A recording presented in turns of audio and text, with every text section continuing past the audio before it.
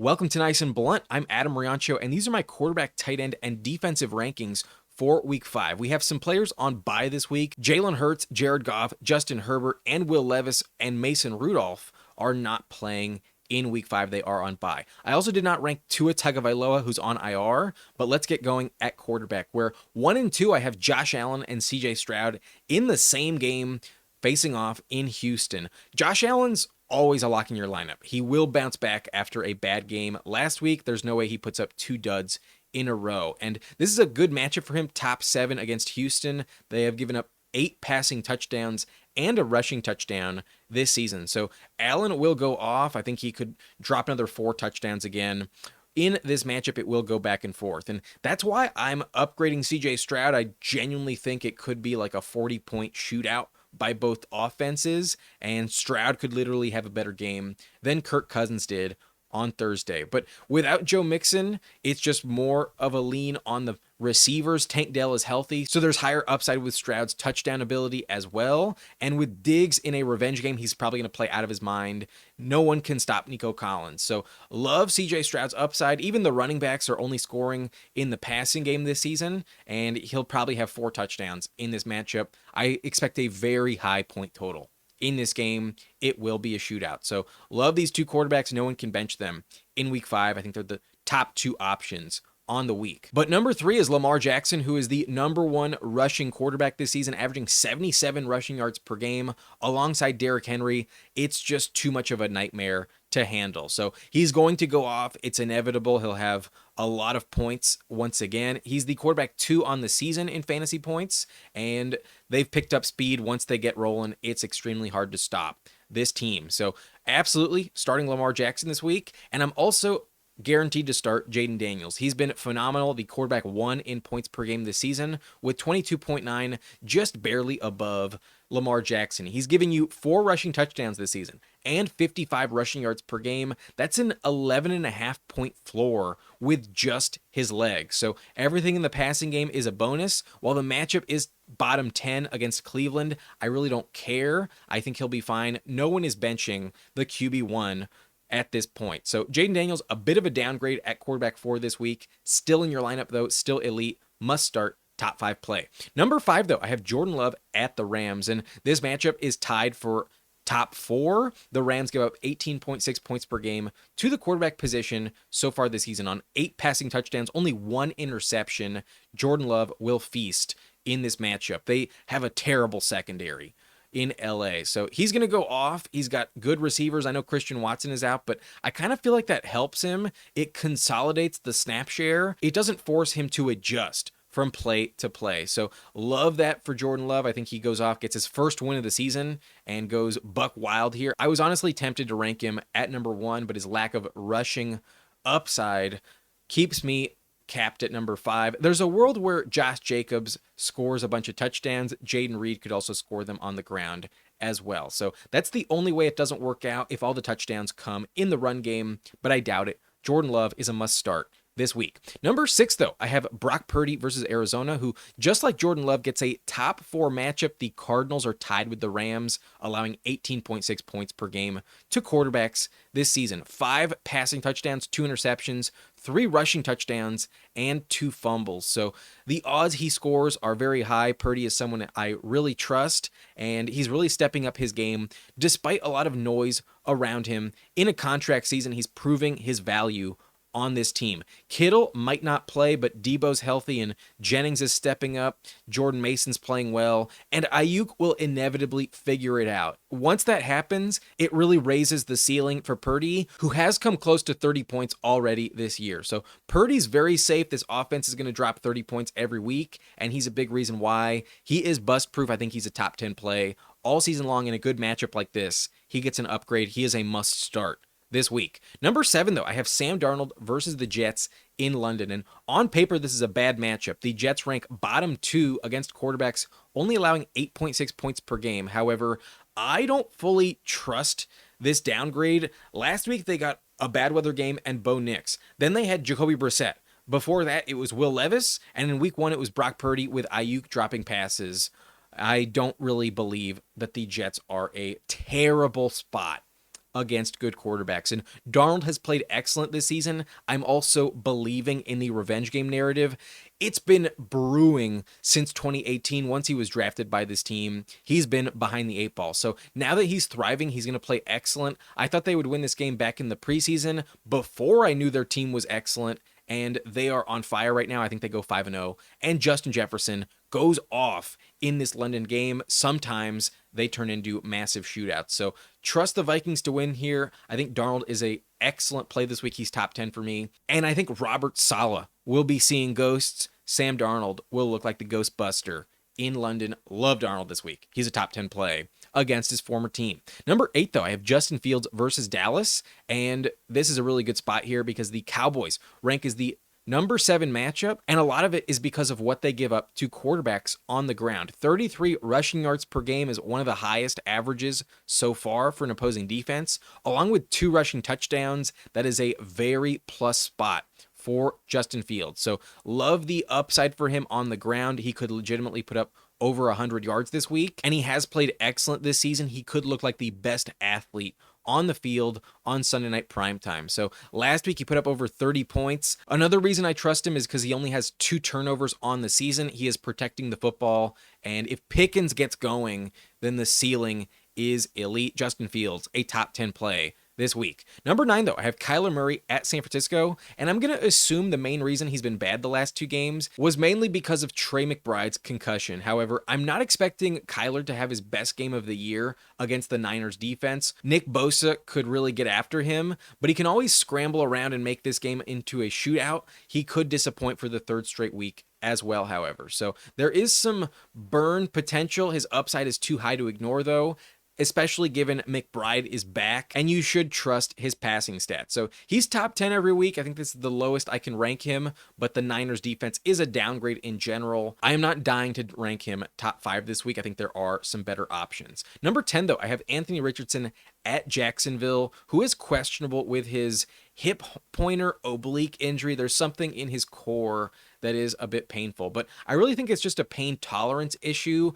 It looked like he was willing to come back onto the field last week. They just held him out once they were up 17. Joe Flacco was keeping the offense rolling. So that's my concern, whether Anthony Richardson plays or not. I think he will suit up. However, it is possible he gets taken out of the game once again before it's over. That is the risk here. He could aggravate the injury, and he is a bit injury prone over the course of his young season. So while he is unexperienced, he needs the reps. The offense is probably a safer, more stable vehicle with Flacco at the helm, and it's possible if they're trailing in this game, they might make the pivot if Richardson has some pain crop back up. So I do worry he doesn't finish this game, but if he does, the matchup is excellent and ranks as the best matchup this season. The Jags give up 22.2 points per game, 284 passing yards per game, 7 touchdowns. They have not caught a single interception. And Richardson offers a lot of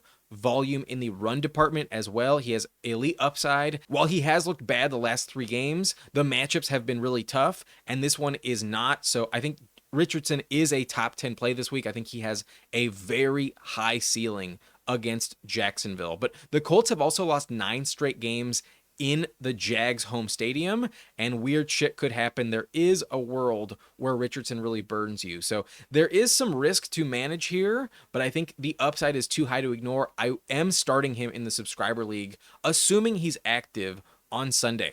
Number 11, I have Geno Smith versus the Giants, and he looked really impressive against Detroit. Just under 400 yards. Kenneth Walker did score 3 touchdowns, though, and his upside was a bit capped. But the floor looks great. DK Metcalf and JSN should go off in this matchup. You really don't fear the Giants. However, without Malik Neighbors, there's blowout potential, and he might get benched in the 4th quarter. If all the touchdowns go to Kenneth Walker again, you might get burned. So a little bit of risk, but the floor feels very safe. I do think Geno's an excellent start off the waiver wire this week.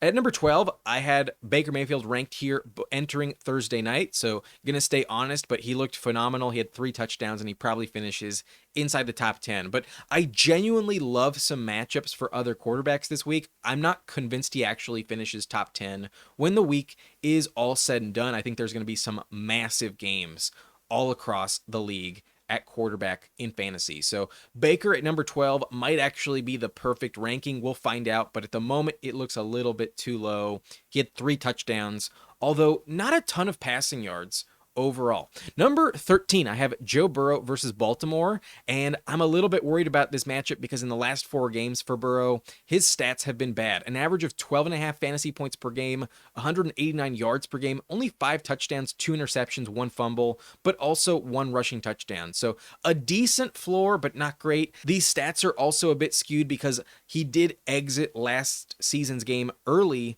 with that wrist injury against Baltimore. So I think he's okay. There is a world where he really gets shut down. We saw that happen to Josh Allen last week. And I don't think Burrow is a top 10 play this week. I don't think you have to start him. You could roll with Geno off the waiver wire and probably get more points. So Burrow is not a must start this week. I think you could bench him, but you might not have a better option if you didn't get Fields or Darnold off the waiver wire. I get it if you're still rolling him out there. He's not terrible, just not elite this week. And same applies with Dak Prescott. I don't expect his best game of the year against Pittsburgh. It's a bad matchup. They rank bottom 6 against the position, and they have caught 4 interceptions this year. You're hoping that Prescott could surpass 300 yards, though. He can do that against anyone because this offense really has nothing in the run game. It all operates in the passing game. However, time of possession could be a big problem. And without Brandon Cooks healthy, there is another weapon who's missing. So that's not great for Prescott. I think he'll be fine, but nothing special. Against Pittsburgh, it's one of my lower ranks on him this season. Number 15, though, I'm upgrading Trevor Lawrence versus the Colts. The matchup does rank top 3 against the quarterback position, giving up 20.2 points per game this season, 258 passing yards per game, 6 passing touchdowns, 2 rushing touchdowns, and 4 total turnovers. It's not a bad matchup against the Colts. And what also plays into his favor is the fact that Jacksonville is 9-0 at home against the Colts. Over the last 9 years, they are unbeatable in this spot. So I think they will win. I think the offense will look good, especially Brian Thomas. There's going to be no answers for him. And the fact that Evan Engram looks to be coming back does raise the floor for Lawrence, who is mobile. There is some rushing value available as well. However, they have looked bad. Lawrence has not been a good play, but I am upgrading him. He does crack the top 15 because the matchup is excellent. He's an okay streamer in Superflex, but if they go 0-5 here, Doug Peterson probably gets fired before next week's game. So a bit of risk because it's the Jags, but I think Lawrence does deserve an upgrade. He is a legit streamer this week. Number 16, I also think Caleb Williams is a legit streamer as well, but he has had some disappointing games. He's not the most trustworthy option overall, but the Panthers are a top 11 matchup. They've given up 9 passing touchdowns this season, and the fact that it's a DJ Moore revenge game should offer some touchdown value. But I honestly think this offense is too crowded for him to really get established in terms of rhythm. I feel like they would probably look better without Keenan Allen. They did when he didn't play a couple weeks ago, so I'm not in love with that. It's also a great matchup for DeAndre Swift on the ground, but most of his usage comes in the passing game as well.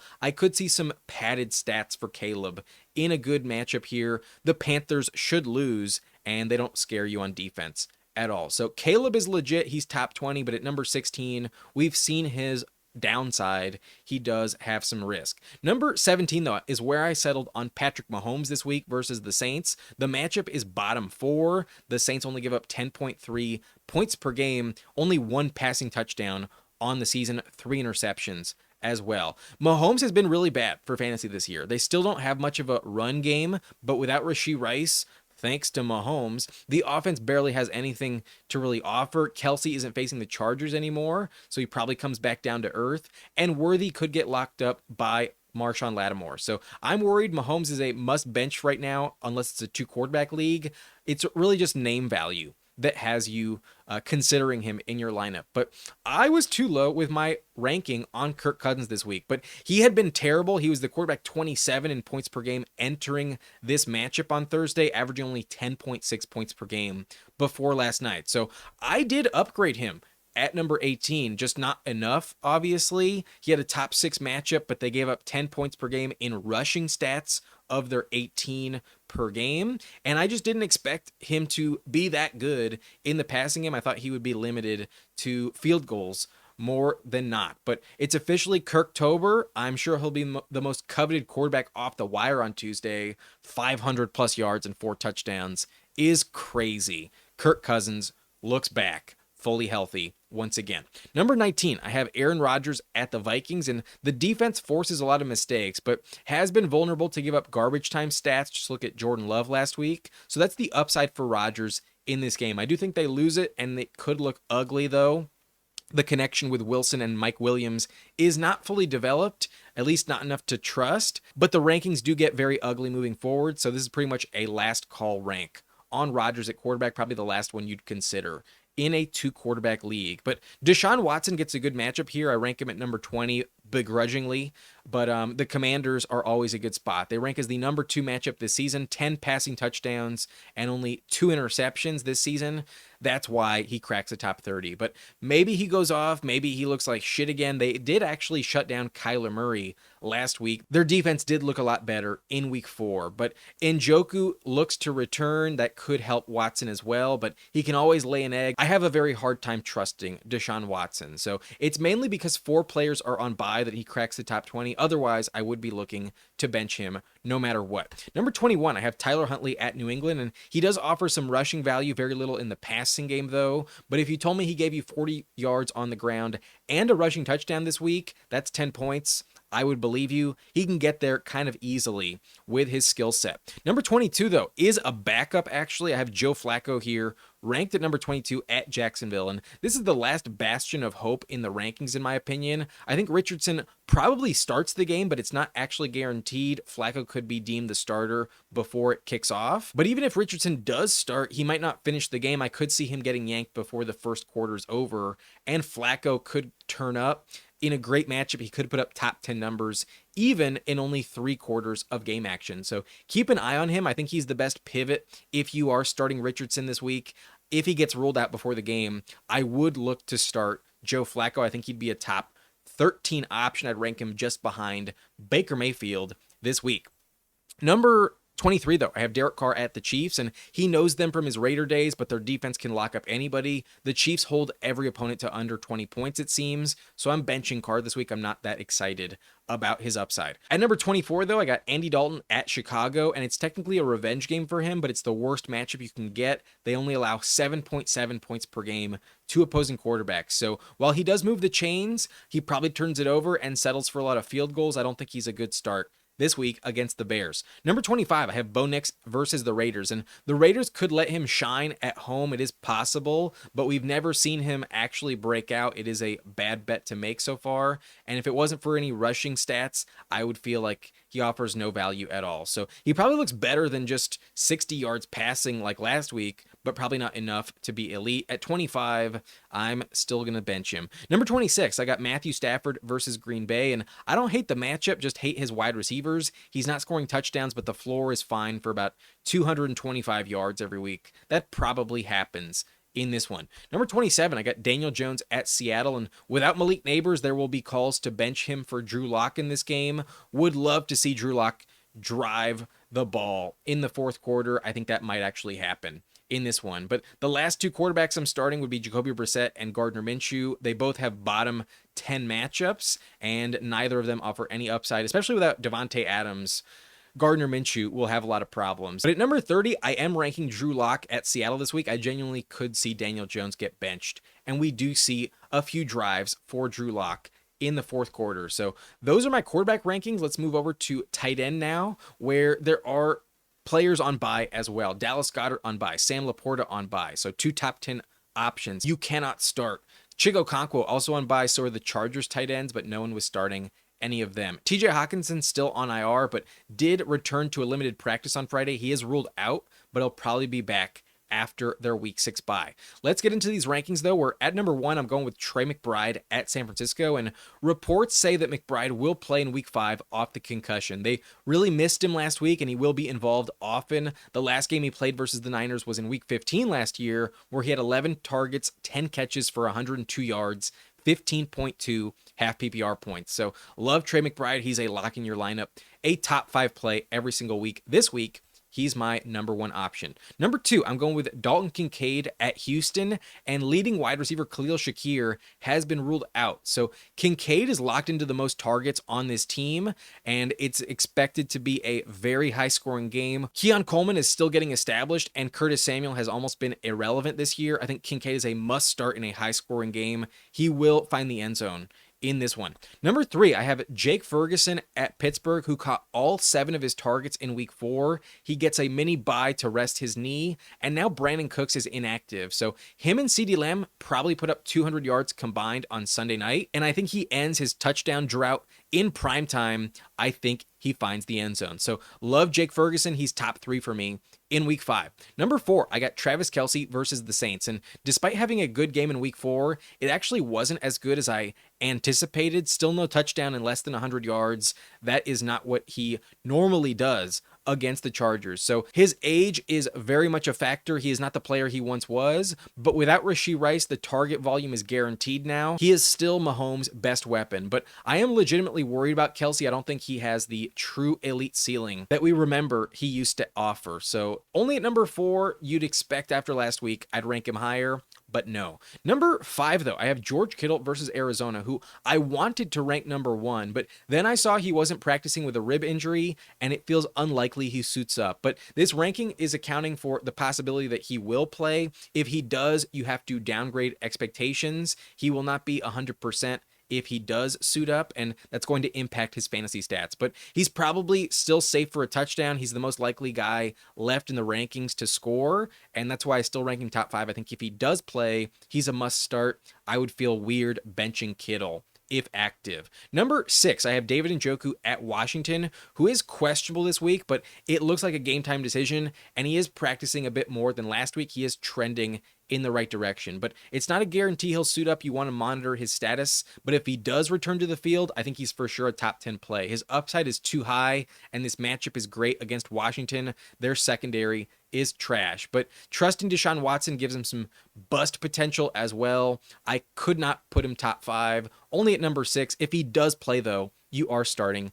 Njoku. Number 7, I think the same applies with Evan Engram, who I think is actually more of a safer bet to play. He was limited in both practices this week on Wednesday and Thursday. We'll see about Friday. As of this recording, I'm not sure what happened there. So he's trending in the right direction. And the position is so depleted overall with trustworthy options. I'm sure you're glad to have him available finally. Let's hope the volume returns, though. Lawrence has looked bad this year, but the Colts are a very good matchup. They rank top 3 against the tight end position, allowing 57 yards per game and 2 touchdowns to tight ends this year.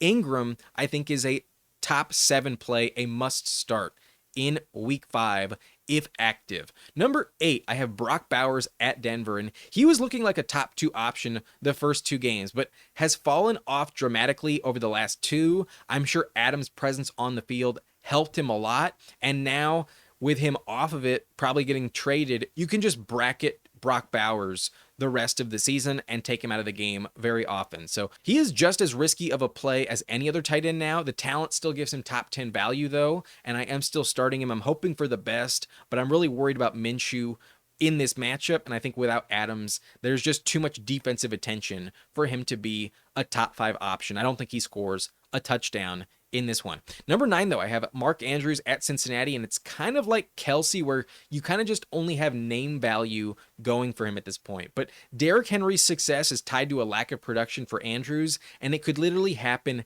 every week. We saw a bagel for Andrews last week. Likely playing alongside him also doesn't help, but there is also potential that he scores a touchdown. He was averaging 7+ touchdowns per year coming into the season. So I still have some belief in Andrews, but if he puts up another dud, I think I'll probably stop ranking him top 10. He does have a lot of risk tied to him this season. So it's a big bummer, but I think you're still starting him one more time. Let's hope for the best. At number 9, with 2 top 10 options on bye this week, I think that's the main reason Andrews cracks the top 10. But I did rank Kyle Pitts at number 9 entering Thursday. However, he moves down because I added Evan Engram above him today. I told you to start him despite the bagel in week 4, and that was a good call. He was a little better than I expected, but like his history against Tampa, he did give you a lot of receiving yards in this matchup. So he can still offer some value. He's not a complete bust once again, but he can also put up a bagel. There is the risk factor. That's what he did in week 4. That's why I only had him at number 9 entering Thursday. But top 10 was the right decision. I did start him in one of my leagues, and that really paid off. 15 full PPR points in week 5. So Kyle Pitts, decent game. Let's see how long it lasts. Number 11 does move down because of Evan Engram as well. I did tell you that Cade Otton was a legit streamer as well. He caught 3 catches, a little bit less than I expected, but did put up 44 yards. While it wasn't elite, I think for the tight end position, that's very tolerable, especially off the waiver wire. That's not a bad fill-in for Goddard or Laporta on bye. He was decent. Number 12, though, I have Pat Freiermuth versus Dallas, and I'm not expecting another touchdown for him, but he's consistently involved in this offense. Arthur Smith uses tight ends all the time, and Freiermuth does look like a bust-proof option. Let's hope for a touchdown, but even without it, you will get at least 5 or 6 points. Freiermuth is safe. Number 13, I have Tyler Conklin at Minnesota, and the Vikings are actually a top 5 matchup for the tight ends this season, giving up 50 yards per game to the position and 2 touchdowns this year. It's a revenge game for Conklin as well, who is involved over the last 2 weeks in Rodgers' offense. I had belief in him entering the year, and I think he's a very legit streamer this week if you do need to replace Goddard or Laporta. Number 14, I have Cole Kmet versus Carolina, which is a top 4 matchup for tight ends. They give up 52 yards per game to the position and 2 touchdowns. So both Conklin and Kmet get good matchups here. It makes Kmet very enticing. However, the offense is too crowded to trust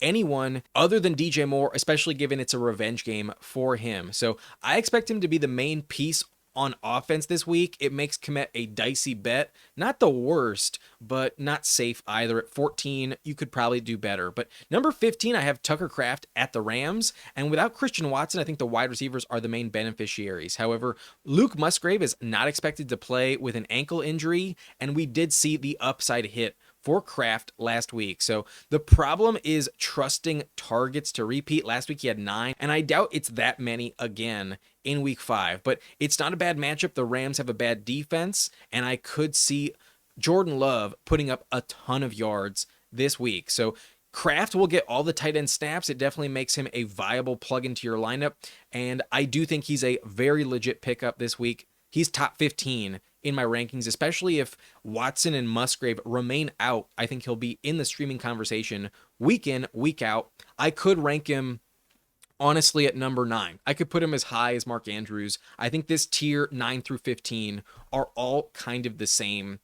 Kraft is a good play this week. Number 16, though, I think is a very different tier, and you're really just trying to avoid a bagel. Zach Ertz is bust-proof in that regard, but the upside is pretty high. I don't think he'll go over 6 points most of the time. His value is fading. It's not a revenge game anymore, and at some point, Ben Sennett will get involved. It could be this week. You never know. So Ertz at 16, I think you're probably benching, but is a desperate option you could pivot to if necessary. Number 17 is Taysom Hill at Kansas City, who might not even play. He's questionable with a rib injury, but he did score 2 rushing touchdowns last week before that rib injury happened. But he has not practiced this week. I doubt he plays, but if he does, I would rank him here at number 17. He is a little enticing because of his rushing value. Number 18, maybe we're willing to bet one more time on Likely, but I'm close to giving up on him. He's been pretty bad week 1. Feels like a lie at this point. Likely is not safe. Number 19, though, I have Mike Gesicki, who gets a top 2 matchup this week.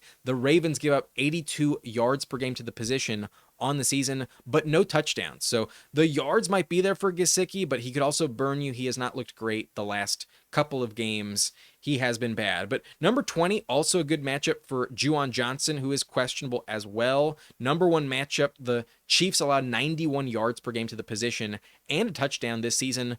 You're hoping for it to happen, but odds are it's pretty relevant. So tight end is gross, especially with some options on bye. I think outside the top 15, you're not starting anyone. Let's wrap up this video, though, with defense, where number 1 this week, I'm going with the Seahawks versus the Giants, and Malik Neighbors is out with a concussion. Daniel Jones has to travel across the country, and I think Drew Lock will get some snaps here. I think the Seahawks are a must start. Their defensive linemen should be a bit healthier than last week. Number 2, I have the Bears versus the Panthers, and the Bears at home make them a top 10 play almost no matter what. Now they get the Panthers. It's a very safe floor play. This ranking reflects how bust-proof I think they are. Number 3, I have the Broncos versus Las Vegas. Their defense is the strength of the team, and they're looking very confident off of 2 road wins coming back home. With Adams not expected to play against Gardner Minshew, they're a must start for me, a top 3 play in week 5. Number 4, I have the Steelers versus Dallas, and the Steelers were a letdown in week 4, but they're playing at home,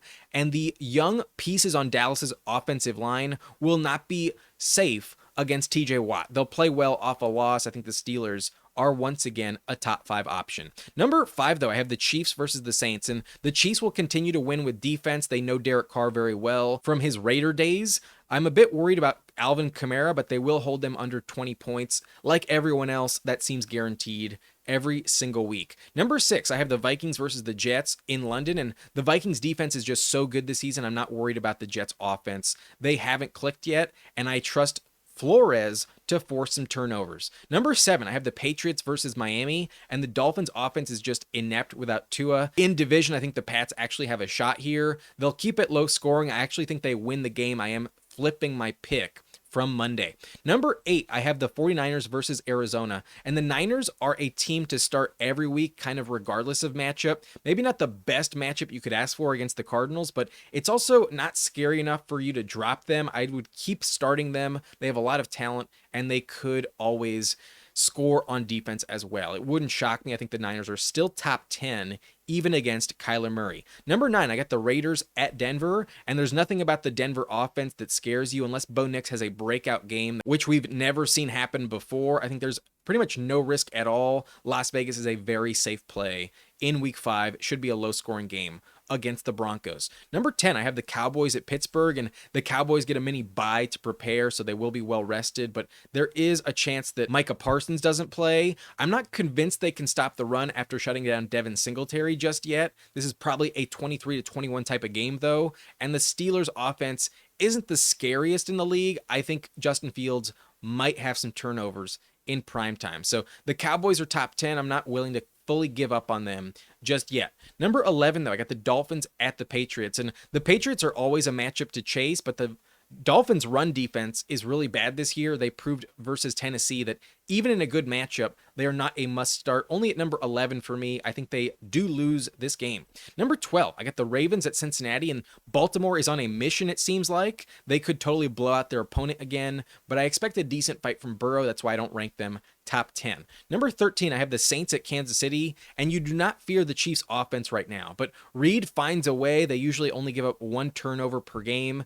The Saints are decent, more of a floor play though. I think they'll hold the Chiefs to less than 3 touchdowns. Number 14, I have the Commanders versus the Cleveland Browns, and Washington is not a good defense, but they played well in Arizona. Maybe I'm wrong about that. And Deshaun Watson is a matchup to chase after. I do think it's an upgrade overall. They do enter the top 15. Number 15, though, is where I have the Packers at the Rams, and LA is still depleted at wide receiver. That's why you do kind of trust this matchup in general. The Bucks and the Falcons, though, I had at 16 and 17, and I'm glad I didn't rank them higher. I did tell you to bench him, but I was definitely not low enough. That game turned into a shootout on Thursday. Number 18 and 19 is where I have the Jags and Colts back-to-back as well. Jacksonville has won 9 straight games at home versus the Colts. That's the only reason I rank them top 20. They have looked really bad this year, but the Colts could show up. The Jags have looked bad as well on offense, and I do think both of them are interesting, but this game is going to be very strange.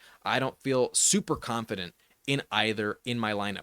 Number 20, though, the last one I'd probably consider would be the Panthers at Chicago, because the Bears offense still has yet to click, but the Panthers defense is not good. They are a very bad team. So no thank you with them. And then moving forward, I think I'm benching everyone else. The Browns at Washington, yeah, their defense is good. They could contribute, but against Jayden Daniels, I do not want to test it right now at all. I also do not want to test my luck against the Sam Darnold, Kevin O'Connell offense either. And in London, I do think it could be a very weird game. I think the Jets defense will not show up in London. Number 23 is where I have the Cardinals versus the San Francisco 49ers. And in division, maybe they slow them down for a quarter, but not the full game. No way I'm starting them. The Giants at Seattle, no shot in hell they win this game. At this point, it's the clear fuck no territory.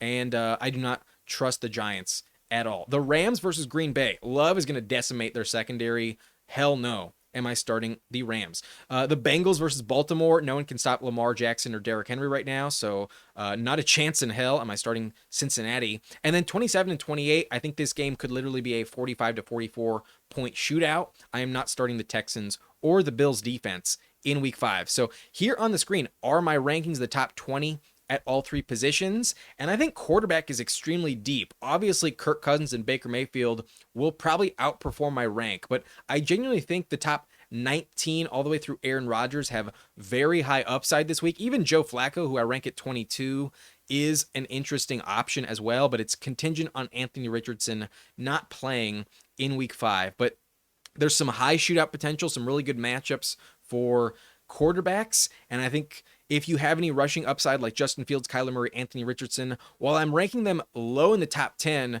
they could legitimately put up over 30 points themselves. So love quarterback this week. I think there's going to be some high as fuck point totals at that position.